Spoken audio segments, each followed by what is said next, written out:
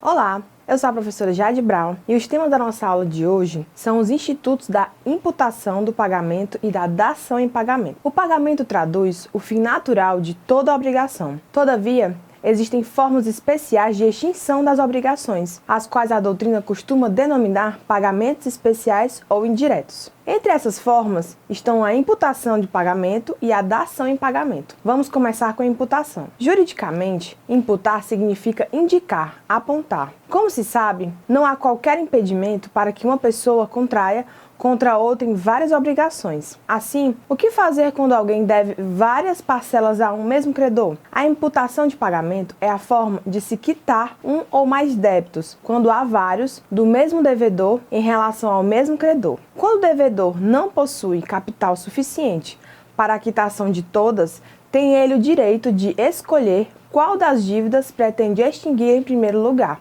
favorecendo assim o devedor. Trata-se assim muito mais de um meio indicativo de pagamento do que propriamente de um modo satisfativo de adimplemento. Assim, a imputação de pagamento corresponde ao pagamento de uma determinada dívida, entre outras que se tem como o mesmo credor, mesmo que sejam da mesma natureza, líquidas e vencidas. Quem decide qual é a dívida a ser paga, professora? A preferência na escolha da dívida a ser adimplida é do devedor. No entanto, se ofertar o pagamento a uma ou mais dívidas e o devedor não disser qual sua imputação, o credor dará quitação naquela que lhe aprouver. E quais seriam os requisitos da imputação? A doutrina reúne os requisitos pluralidade de débitos que devem ser da mesma natureza, demandando compatibilidade no objeto do pagamento. Também são requisitos a identidade do devedor e de credor, a liquidez da dívida no sentido de serem obrigações certas quanto à existência e determinadas quanto ao valor, bem como a dívida deve estar vencida, assim sendo exigível. Por fim, também é necessário que o pagamento ofertado pelo devedor seja suficiente para quitar ou mesmo uma das dívidas. A norma estabelece que a imputação pelo credor só não terá valor se cometida por violência,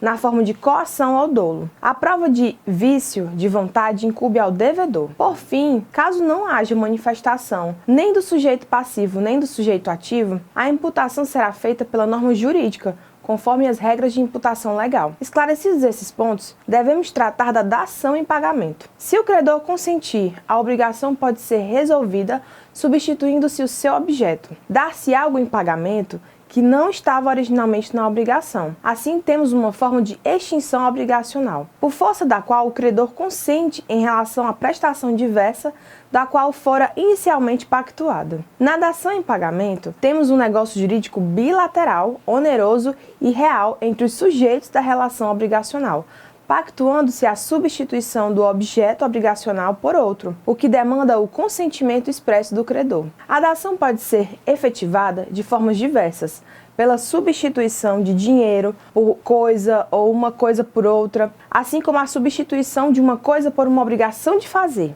Na dação em pagamento, temos um negócio jurídico bilateral, oneroso e real entre os sujeitos da relação obrigacional, pactuando-se a substituição do objeto obrigacional por outro, o que demanda o consentimento expresso do credor.